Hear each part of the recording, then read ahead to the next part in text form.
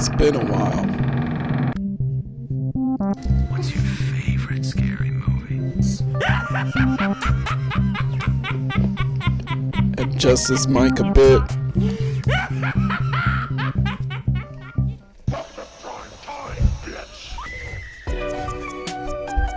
Alright, y'all. How y'all doing today? It's your boy Walterdoom, and this is episode 8 of Let's Talk About Horror. Oh shit, I can't even get this fucking mic straight. But yeah, it's been a while, you guys. I mean, Merry Christmas. It doesn't fucking matter because Christmas passed. Happy New Year. Hey, whenever you guys are listening to this, I mean, we're probably already in the new year. But anyway, I know it's been a while, you guys. I mean, let's just say I haven't been up to like recording as of late, and yeah, I mean, it's a lot of shit that's passed. All this news, all these movies, all the shit to watch, all these Bird Box memes. Oh man. But yeah, but anyhow, how are you guys today? Hope you guys had a good Christmas. Hope you guys had a good New Year also. Hope everyone was safe out there also. I mean, niggas are crazy out here in these streets when it comes to New Year's Eve and shit. Man. But just a few things to talk about. I mean, before we get into like the show and all that. Alright, so for today's show, we pretty much gonna be talking about like 2019 and expectations as movies that we want to see, or at least I want to see. I mean, I hope you guys want to see these movies too. There's not really much movies that I've heard as of late that's about to come out in 2019, but these are like 5 movies that I'm really like trying to see. But before we get into that, I mean, let's talk about like Christmas for a second. In a Christmas horror. Now, as you guys know, probably from the last episode, I hope I did mention this in the last episode. I'm pretty sure I did. But the last episode was all about Christmas movies. Well, Christmas horror movies. And I pretty much did like a horror Christmas marathon. How that went was not really good. Some days I was good on watching the whole movie. Some days I ended up falling asleep on the movie. I mean, what can I say? I mean, some horror movies, not some horror movies, but some movies just end up not really hitting its mark. But, yeah, besides that, I mean, I seen Anna and the Apocalypse also, which I saw in theaters. That one was a really good movie. So, I mean, for you guys that haven't seen it before or even know about it, Anna Apocalypse is pretty much a zombie horror musical.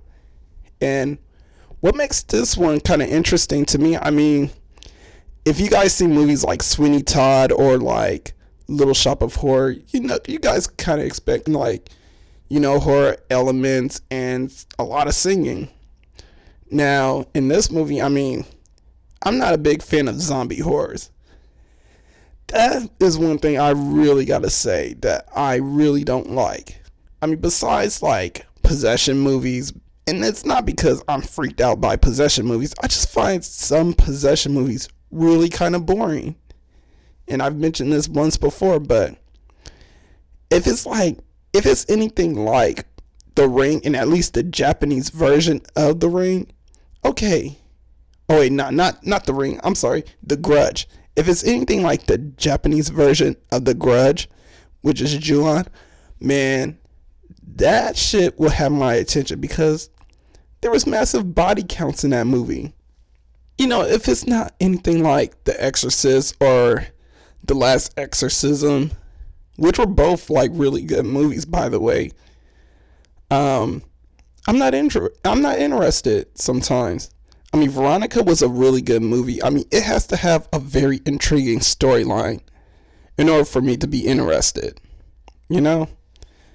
And that's the same thing with zombie movies, man. I feel like zombie movies, they run on the same element scale of like what's going on, what's happening. Same storyline, dialogue, you know, some infection, someone gets I don't know, some outbreak happens and just these fucking zombies are everywhere. And sometimes it could kind of be mundane in a way. And it's just like, there's no intrigue really. I mean, I like Night of the Living Dead because, I mean, it's the original zombie flick. Who would not be interested in George A. Romero's Night of the Living Dead? If you're not like a fan of that movie, something's wrong with you. I'm kidding. That's just my opinion. Yeah, George A. Romero's Night of the Living Dead, that is the most interesting zombie movie to me.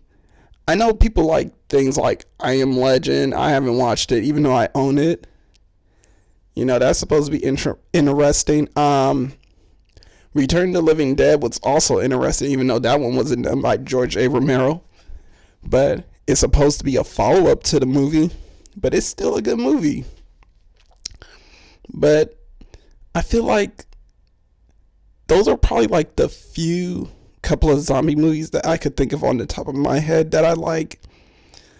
Other zombie movies that I came across, I mean, I wasn't really a fan per se unless it was like VHS, who really revamped the whole zombie apocalypse ideology.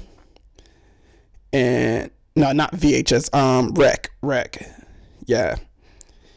Yeah, if it's like anything like Rec, I mean, that really revamped the whole idea of zombie horror ideology and what have you. But what I like about this movie, I mean, yeah, it's technically kind of like a High School Musical type movie, you know. It's dealing with kids in high school and they have their teenage problems, but it's problems that we could all relate to in a way. Problems of like abandonment, dealing with like losing love, being love lost, and just dealing with like parents and what you want to do with your future. You know, you get those type of like problems into the movie. The songs are definitely interesting, and what makes this movie interesting also is that it's not predictable.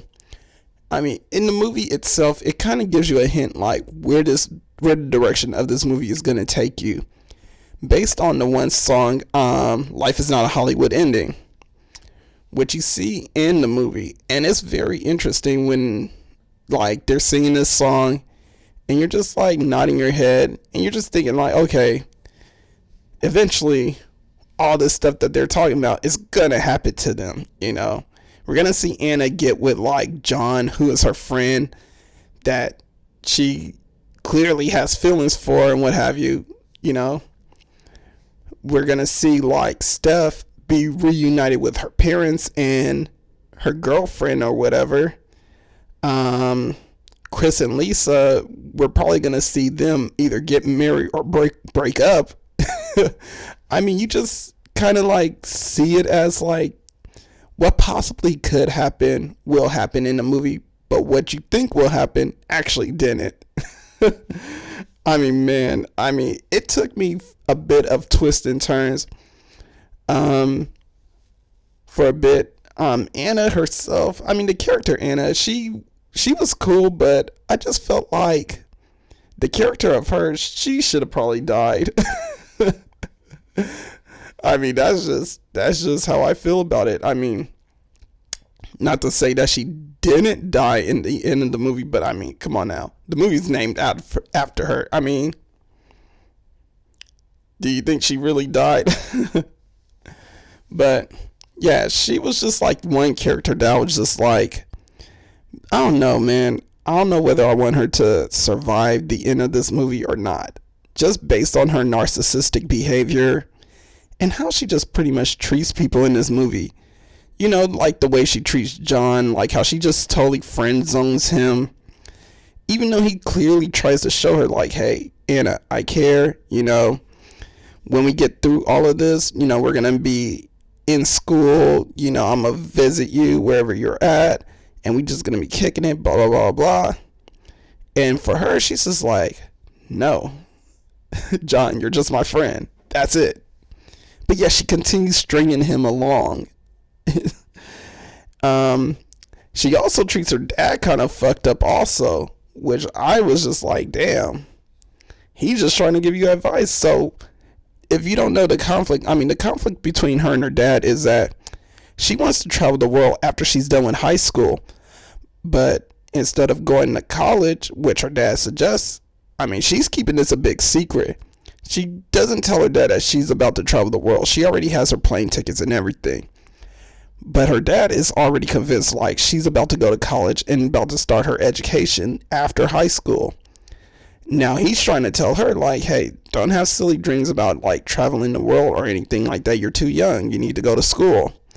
But she looks at him like he's fucking crazy and just, totally pisses him off. Like, just like, oh man, you don't know what you're talking about, kind of thing. I just felt like she did him kind of dirty, and she just kind of undermined all his authoritative figure. And also how she treated Steph and Nick also. I mean, she used to go out with Nick, and I get it, Nick kind of dumped her and went out with some other chick or whatever.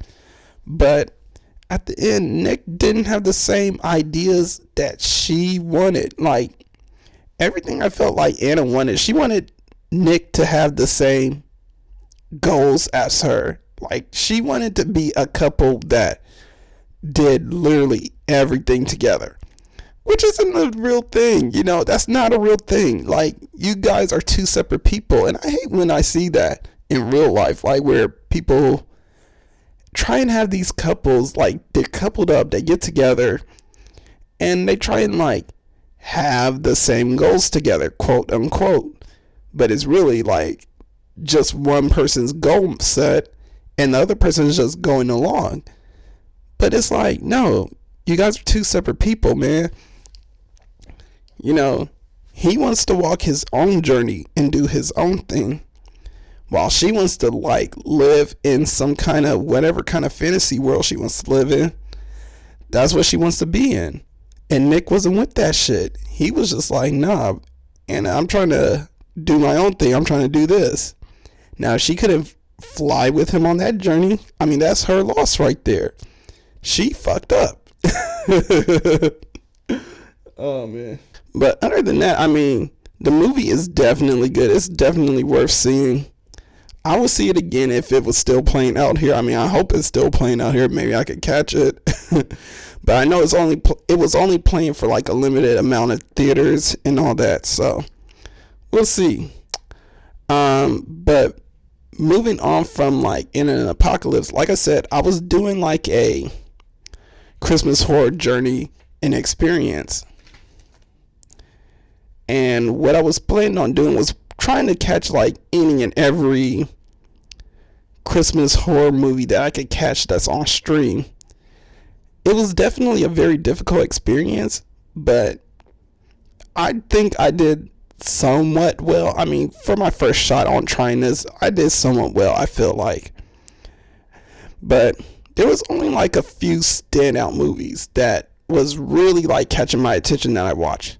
One movie was Red Christmas, which is, like, Australian horror movie slasher film. And it deals with, like, this family who comes around together for Christmas time, and they're being visited by the mother's quote unquote aborted child, who isn't really aborted. Well, who she thought was aborted, but is not aborted. And what happens is that the aborted child seeks revenge. Now, the thing about this movie is that I really liked it because you could really connect with the characters, and I felt like there was a real deep connection. Well, not really a real deep connection. I just felt like I really did get connected and invested in the characters when I was learning about all the things that they were trying to do, all their accomplishments, all their goals and aspiration. Like Susie and her husband, they were trying to get pregnant. Jenny and Scott, they were expecting their first child. Hope was trying to is getting out of high school early to go to art school. Jerry, he was the special needs child with Down syndrome, but he was going to be living out of home and in a living home facility and working in a cafeteria. And the mom, she was going to sell the house and take a tour around Europe. Now, these things don't sound too crazy or too big, like, okay, what's the big deal? Well, the thing is, like, These people had like dreams and aspirations of what they wanted to do. Then they get visited by Cletus, the child that they thought never existed. And all he wanted was his mother's love. I mean, it was so crazy. Like, just watching the movie, all he kept saying was like, "Mother, do you love me? Mother, do you love me? Why won't you love me?" Stuff like that. And at the end, just seeing like how everything transpired at the end. I'm not gonna spoil the ending for you guys. You guys just gotta check it out. It's on Netflix. But just to see what happens and how everything transpired, I was just like, man, all he truly wanted was his mother's love, and she did not want to give that to him. Another good movie that I saw was Puka. Now, Puka's on Hulu, and it's part of the Into the Dark series. Now, when I was watching this film, first watch, I didn't really like it. And the reason why I didn't like it was basically because of the storyline. Now, I'm not going to kill too much about what the storyline is. Well, not really the storyline. It's more like the ending. The ending was so jumbled up. I couldn't figure out like what it was. But I thought about it, and I guess if I'm not spoiling, well, nah, I'm not going to spoil it. I'm not going to spoil it for you guys. But I'm just saying, if you're going into the movie for Puka with one mindset, you might have to think about it in a different direction. Because I just felt like when I was going into the story, I took everything as like face value as it is. Now I get there's like supposed to be some delusion and what have you, but at the same time it kind of lost me a bit because Puka is supposed to be this unpredictable toy, and yet the person who was donning the costume, who was becoming part of the costume, which is what the story is based on, he didn't seem like he was being all that unpredictable to me. I mean, I just felt like he was in a state of delusion, or a state of like just a trance, and that's pretty much it. It wasn't more of like, oh, this is how I am, and this is how because when I think of unpredictability, I think of like someone who is conscious that they're being unpredictable, like kind of like they're tricking people, like they're giving you this one persona, like say like they're this church person, right? They're quoting every Bible verse. They're going everything by the Bible and what have you, right? And you see them as this whole Bible person. But then one day, you just hear them use the word fuck out of nowhere. And right there, you're just like, whoa, where did that come from? I wasn't predicting that to happen, which is kind of like what unpredictable is supposed to mean, right? But yeah, I just felt like his character wasn't giving me the factor which they kind of put as an unpredictable doll. As I didn't see it as unpredictable. I just saw it as a trance. But second watch, when I was watching it, I took everything that I watched from the first time I was watching it, watched it the second time, and the second watch wasn't even that bad. I actually kind of got into the movie a bit because I was going in with a different mindset after learning what the ending was. So after learning what the ending was, I had to think like, okay, let me think of the ending first and apply it to what's happening throughout this whole movie. So that way, if I'm thinking in this mindset, it makes sense to me. Now, I will admit, like, the storyline is not that good, to be honest, if you just change your mindset. But everything else is very beautiful about the movie as far as, like... Oh, shit. Everything else is good. Sorry about that, you guys. But, yeah, everything else is good. Like, as far as, like, the costume design, The way you see like the effects, the gore, the lighting. I mean, man, the lighting, I would have to say, is probably like the most beautiful thing that you could see in this movie. Like, just the contrast of colors between like the reds and blues that give you the whole like effects of like the good and evil side. It really kind of like fucks with you cerebral. That's I can't even say cerebral right now. It really fucks with your cerebral when you're watching this movie. At least I felt like, looking at the colors that was done into this movie, it really gave me a sense of like where his character's mindset was at. You get me? So, I mean, yeah, definitely check it out if you guys want to check out Puka. I mean, if you go in there, you probably have to watch it a couple of times. At least I did. Last but not least, which I do want to mention as another cool movie that I watched, Secret Santa. Secret Santa is a 2015 B horror film that's a comedy / horror. What was good about this movie was definitely the contrast of like how they put everything kind of like in a 80s 90s style filter, and it was cool seeing it in that way, the way everything was shot. Now I gotta admit, that was cool, and the gore was good also. The storyline, I mean, because it's a comedy, which I kind of figured out it was like halfway around the film, I had to not take the film so serious.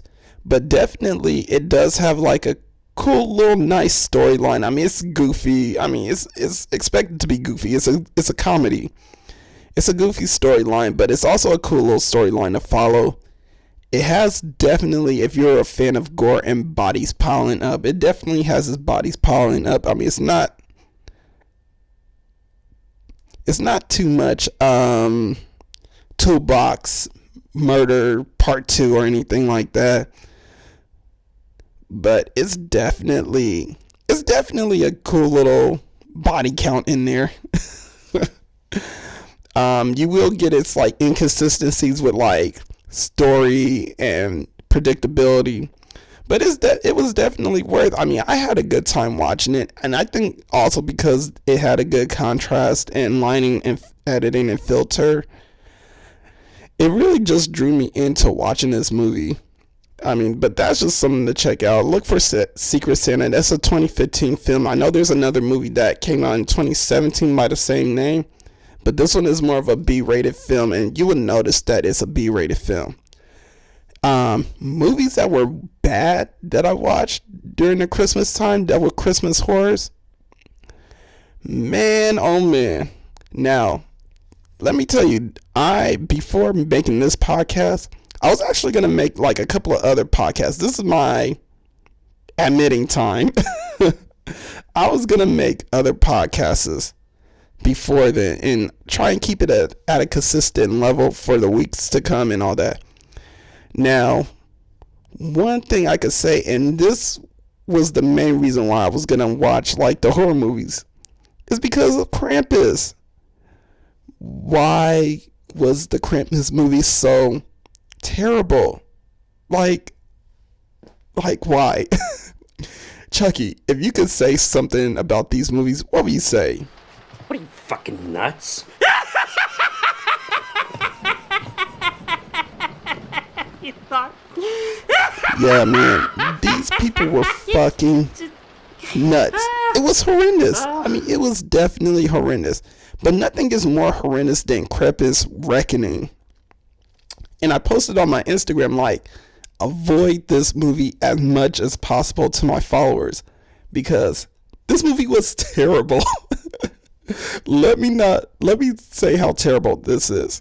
The movie was so terrible. I mean, the movie had nothing to do with Krampus at all. The movie had nothing to do with Krampus at all.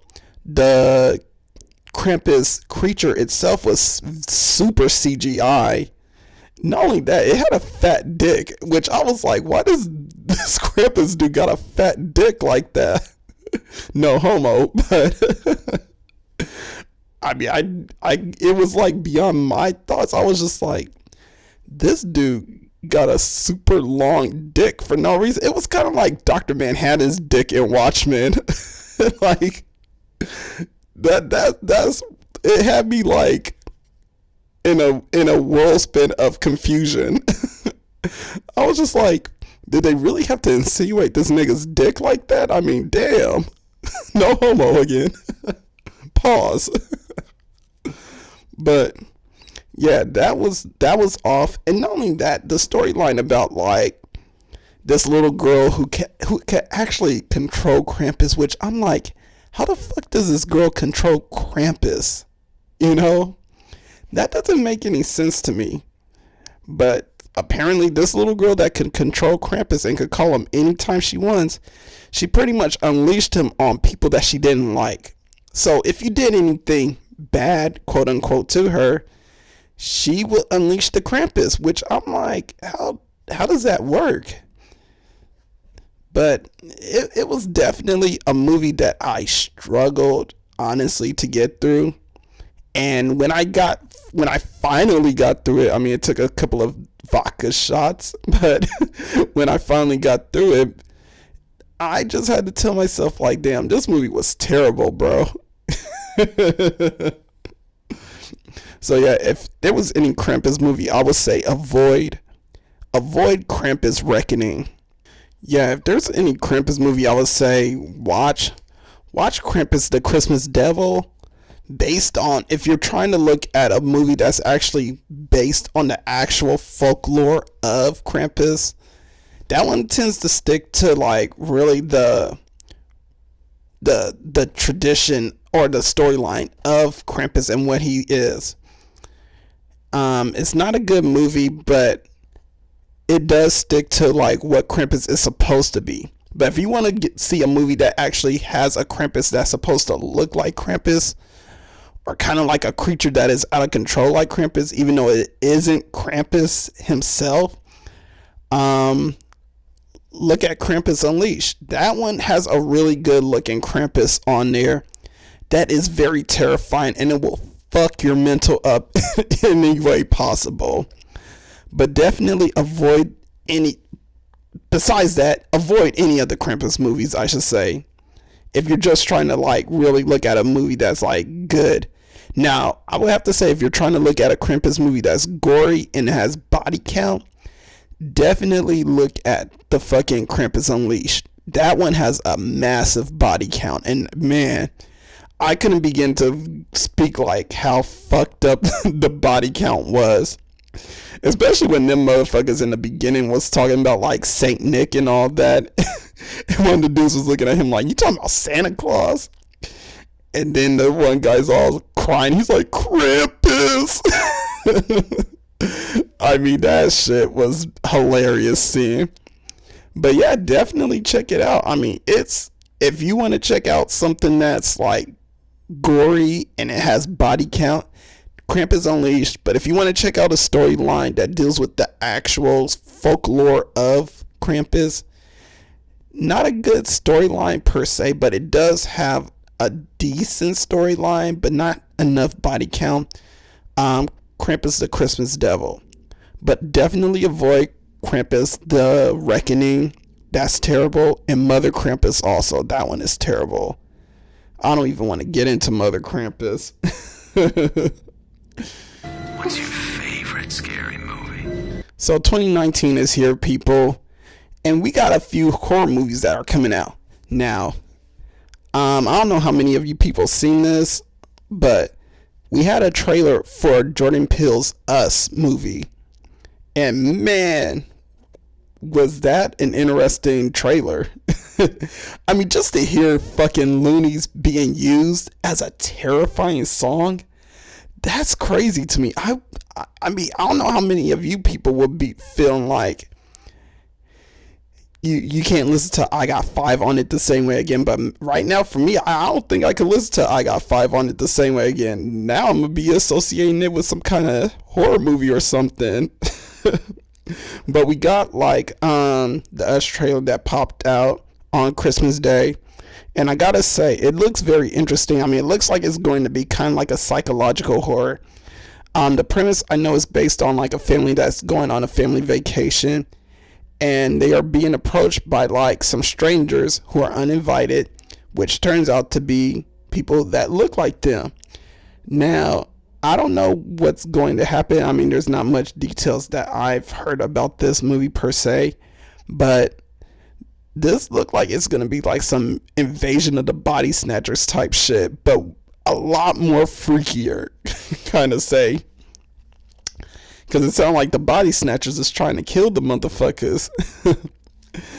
But the movie has Lupita Nyong'o, who was on Black Panther, and Winston Duke, who was also on Black Panther.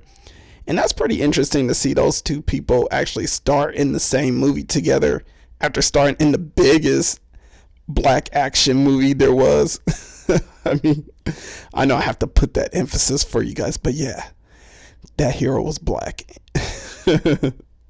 But it just had me thinking when I seen this trailer, like, what isn't Jordan Peele working on? I mean, not only is he working on the Twilight Zone, but he's also working on a Candyman remake, if you guys didn't know about that. And there's supposed to be a Candyman remake coming out in 2020. And it's crazy, man.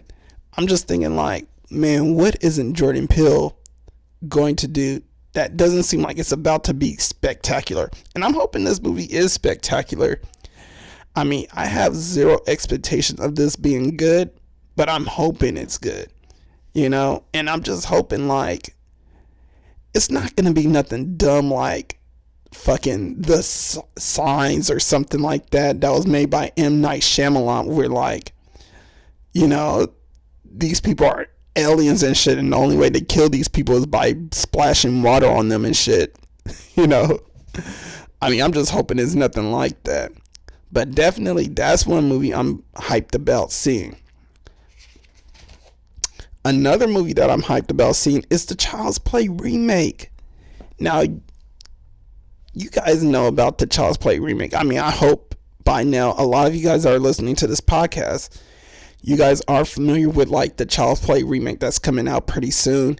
This one is by the Orion Film Company, and you know, they've been kind of like slowly but surely bringing out promo. I mean, they've been bringing out a lot of promo between like social media and all that, between like having like a Caslon branding movie website for the movie, kind of like representing the not candy, but the toy store that's going to be in the film.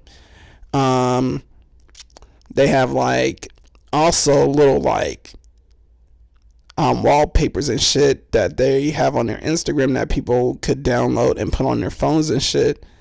They've been posting like a lot of promos and posters, including the cast also just posting out leaks and shit.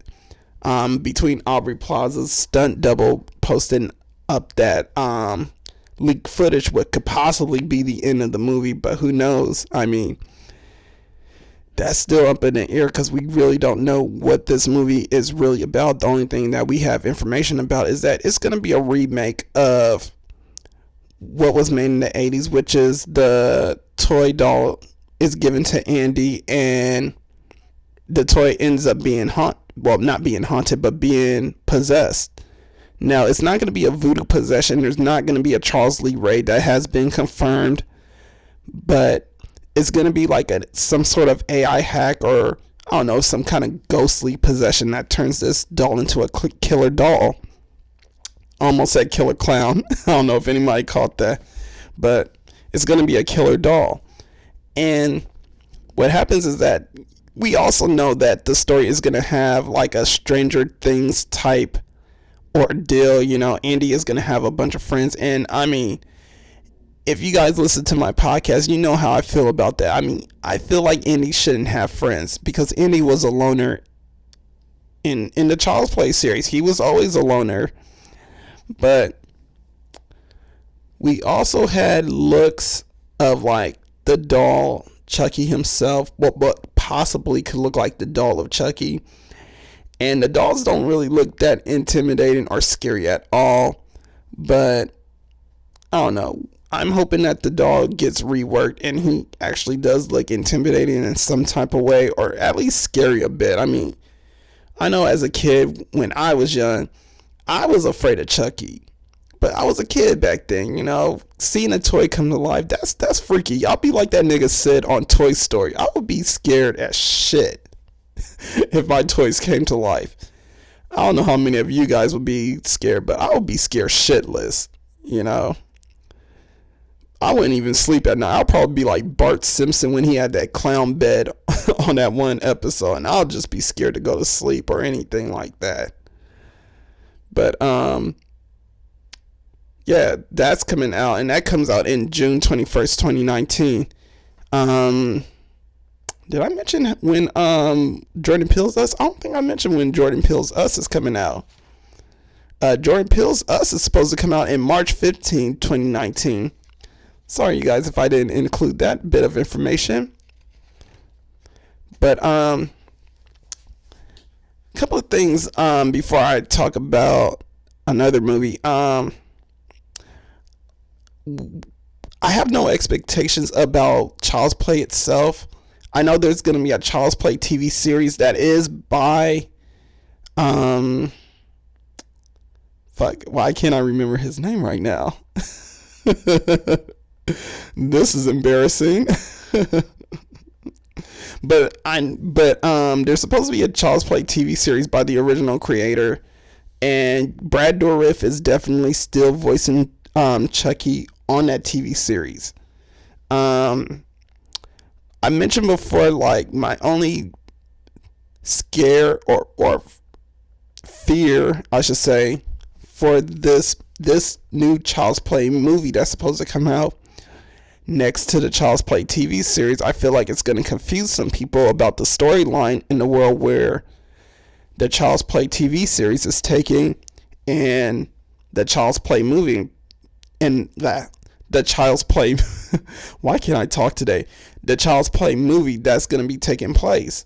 And I feel like it's going to confuse for like casual watchers or what have you. You know, people that used to watch Child's Play when they were younger and probably didn't even watch all the Chucky movies. And I'm pretty sure they didn't watch like Curse or Cult of Chucky.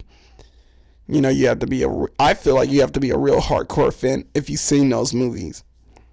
Because I talked to a few people and yeah, they seen like some of the Chucky movies, but they have not seen those two movies. They didn't even know those two movies existed. But I feel like people might get confused on what's happening. In the simple fact, I feel like they might be either taking this new Child's Play movie as a new movie, and they probably taking like the TV show as like something totally random if they haven't seen like Cult of Chucky at all. You know, I feel like the new Child's Play TV series is more for like the hardcore Chucky followers, you know, whereas this new Child's Play remake is probably it's more for like the casual watchers and for them to kind of like rebranch the series. But at the same time, it could be kind of confusing because if the TV show comes out after the movie, a lot of people might confuse this TV show as a TV series for this movie, which is completely not. But also, I'm just hoping that this movie isn't terrible, because in case if this movie does come out before the TV series, I really don't want this movie to really kill what's going to happen on the TV show. Because what's happening on the TV show is totally unrelated to what MGM is trying to do. And like I said before, I mean, I really don't agree with what they're doing, but I mean, they own the rights to the first movie, so they could pretty much rebrand it any type of way they want to. Which is why we're kind of getting this Andy that has a group of friends and all that. But other than that, I mean, I'm kind of hyped to see it. I'm going in with no expectations. I'm trying to go in with an open mind and not really related to anything else. Well, to the old movies. The next movie that I'm kind of hyped about seeing is Voorhees. Now, this one is a fan film made by Cody Falk. And it's really unknown about when this movie is going to get released, but it has been a Kickstarter movie type deal. And and what I'm hoping is that this movie is, even though it's not much hype to it, I'm just hoping that it could kind of build up that hype a little bit, because we haven't gotten a Jason film in quite a while, you know. And that's probably, well, that's more than likely because the last Jason film that came out, it was trash. And actually the past couple of Jason films have been trash. Freddy vs. Jason was trash to me. Jason X was even more trash. It was horrible. But with this Voorhees movie that's coming out, which is coming out in spring 2019, no date has really been set yet. It looks very interesting. Now, what's happening in this movie is going to be like some criminals that are trying to escape after pulling off a heist, and where they escape to is Camp Crystal Lake. And they're using Camp Crystal Lake as a hideout till dawn and what have you. But what they're unaware of is that at Camp Crystal Lake, it has a dark history, and the murderer Jason there, where he is going to unleash his evil doings onto them.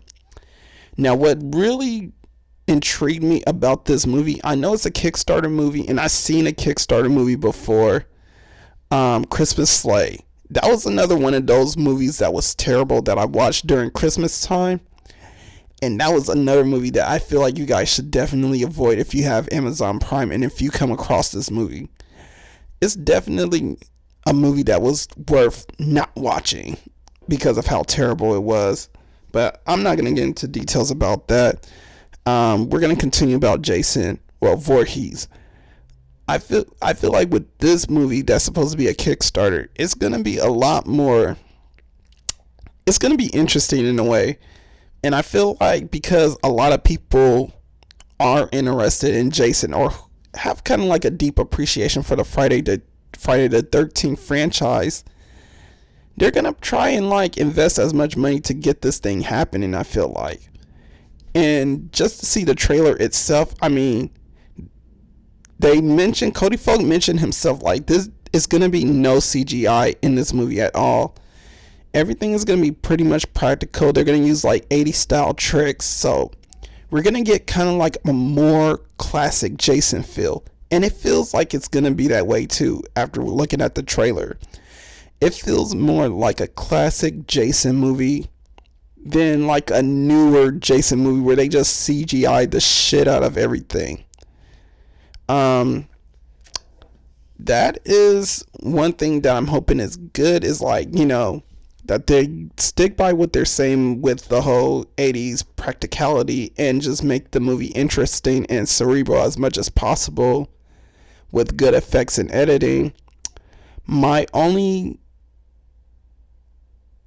takeaway from it is, which is what I'm expecting in the movie, is pretty much bad acting. I am expecting some really lousy acting in the movie just because it's a Kickstarter.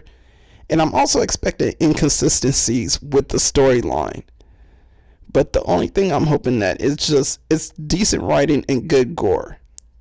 And that's about it. If it has decent writing and good gore, I'm all ears. Well, not all ears. But they have me hooked.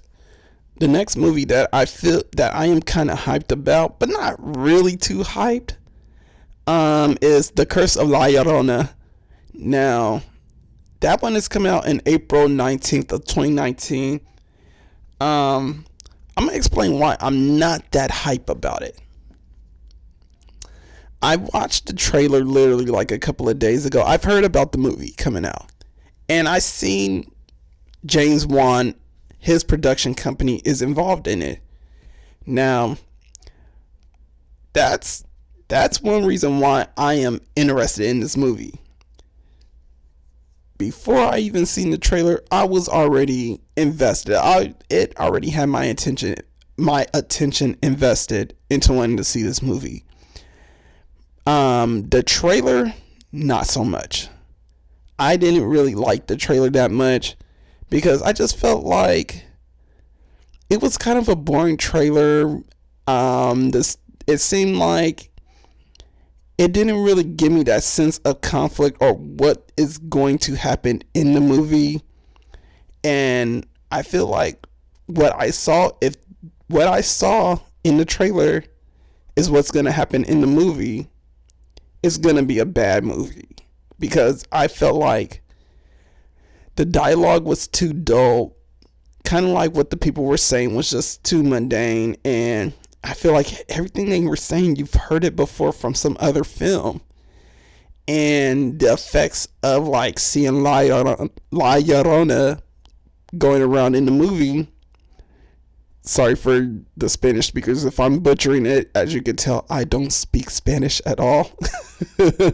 But moving forward, after seeing La Llorona just popping out in and out of like the scenes and all that, it didn't give me that exhilaration of seeing her at all. And it just, I don't know, it didn't give me that kind of magic that you would usually get when seeing like a villain in a film, or like, you know, one of those creatures in a film that you know the movie is based on. I just felt like it was probably going to be boring. Like boring as I saw it. But the premise of the movie is just based on like the folklore of the crying woman who loses her children. And what happens is that this social worker who is dealing with this woman who lost her kids, she thinks like the woman is crazy because she tells her like La Llorona took her kids. Now, ignoring the troubled woman, the social worker is now in this battle where she is trying to keep her kids away from La Llorona, and the only way to kind of battle her is this priest who practices mysticism. Now, honestly, after like learning about the premise, it also kind of like drew me at a, not really an awe, but more of like, I don't know if this film is going to be that interesting, or should I just pass it altogether? And I don't know, I just felt like it could have been a better dialogue from what I'm hearing, because I mean, this is the woman that, you know, is in Mexican culture, and she's supposed to be like this very feared woman, especially for children. I just feel like maybe the story should be centered around more of the kids than the adults, you know? But hopefully when this movie does come out in April, if I go see it, here's some things that I'm hoping that wouldn't happen. I hope it doesn't end up like Slender. Slender Man's movie came out this year and it was terrible. I didn't watch the movie per se, but just hearing about it and just like seeing like clips of the movie, the movie just sounds like it's terrible to even go and see. It's not worth it. Another thing that I'm hoping is that the trailer that I saw, I'm hoping that the feelings that I feel for the trailer and what I saw from the trailer, I'm hoping that it does not end up as the reflection that happens in the film. You know, I'm hoping that something different happens, but I don't know. We'll see. That comes out in April 19th of 2019. I'm trying to go in there with no expectations at all. And like I said, the only reason why I want to see this movie is because James Wan is involved with this movie. And he hasn't steered me wrong yet. I mean, between the Saw series, Conjuring, Insidious, he hasn't really steered me wrong in any kind of way. So yeah, I'm just hoping that what I see in this trailer is just a bad trailer, you know. But moving forward to the last movie that I'm hoping to see, and this one is a big one. I'm pretty sure everybody wants to see this one. But the last movie that I'm trying to check out is It Chapter 2, and that's supposed to come out in September 6, 2019. There is no trailer yet that has came out for this movie because they're probably still involved with filming and still probably like in the editing room and what have you. But in this movie, we got Jessica Chastain. She's going to be playing Beverly. Bill Hader is going to be playing Richie. And Bill Skarsgård is going to still reprise his role as Pennywise. And in this movie, this is supposed to be chapter 2, 27 years later. And the loser club is going to be battling Pennywise again. Now, if you guys seen the original It chapter 2, you guys know it's bodies piling up in this motherfucker. So, in this one, we should be seeing fucking bodies piling up and all that. Yeah, and I'm just hoping, like, I haven't seen the first It still. I'm planning on seeing it soon. I'm probably gonna get the DVD pretty soon, like sometime in this new year, what have you. I'm pretty sure I'm gonna see it before the new It comes out. But yeah, I am definitely excited for the new It movie that's gonna be coming out in 2019. The only thing I'm hoping that is not gonna kill this one is that the Child's Play movie. And the problem is that Child's Play is done by the people who are producing it. They're producing Child's Play also. And I'm hoping that their movie doesn't really kill it. I mean, at least for the hardcore fans, we'll know that, the people that are involved with it are involved with Child's Play. And if Child's Play is a piece of shit, we might think like It chapter 2 might be a piece of shit also. Well, at least I would think it would be a piece of shit also. But I'm hoping that It chapter 2 doesn't get ruined by Child's Play, the Child's Play remake, because yeah, if the Child's Play remake is horrible, it's a good chance that It chapter 2 could possibly be horrible. But again, they're not the same movie. They're not produced by the same people. Well, they're not written and directed by the same people, but it's being produced by the same company and people involved with it.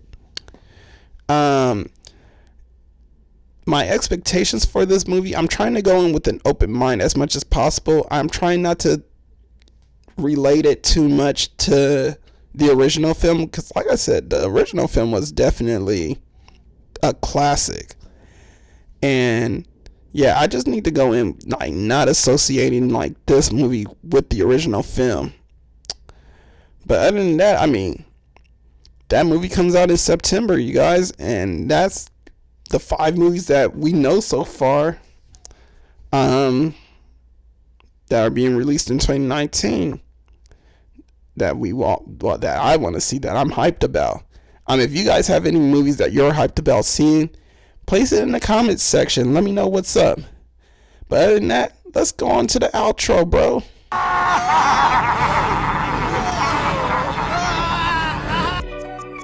Alright, you guys, so while we're closing out this show, here's a couple of things. In this outro, we always talk about movies to watch.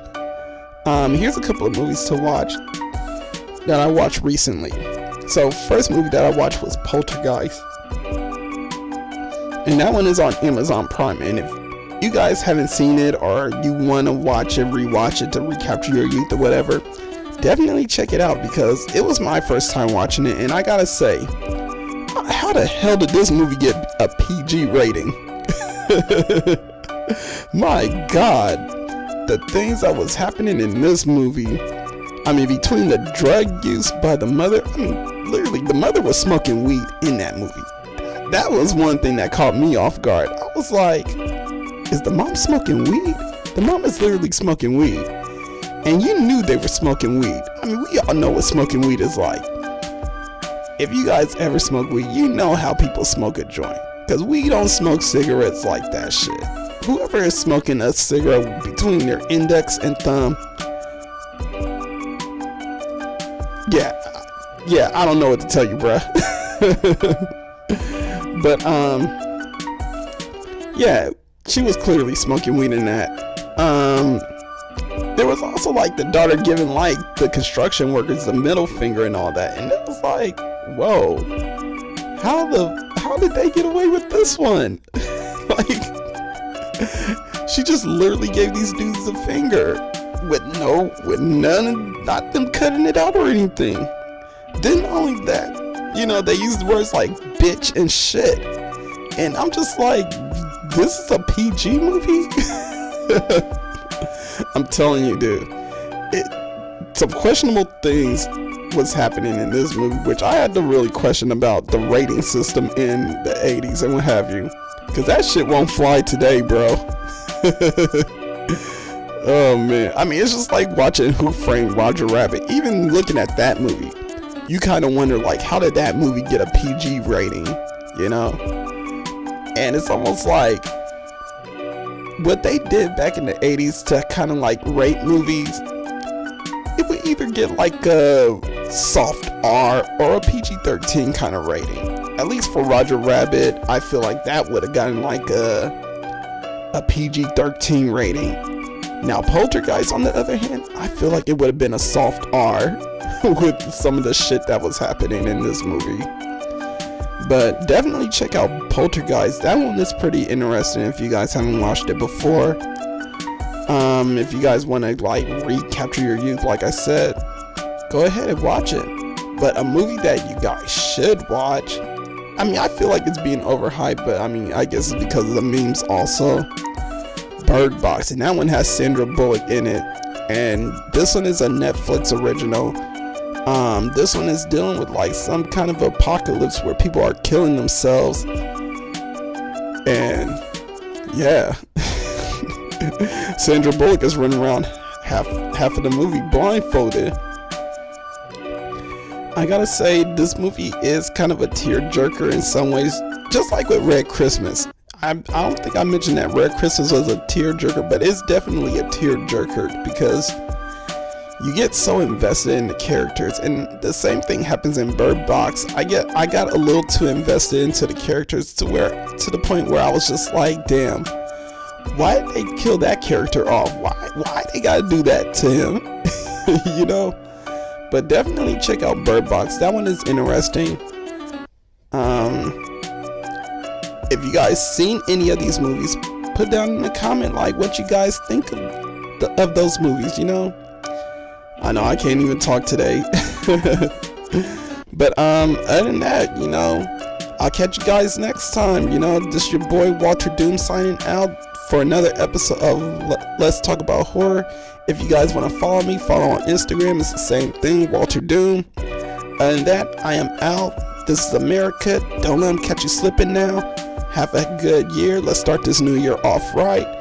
Peace.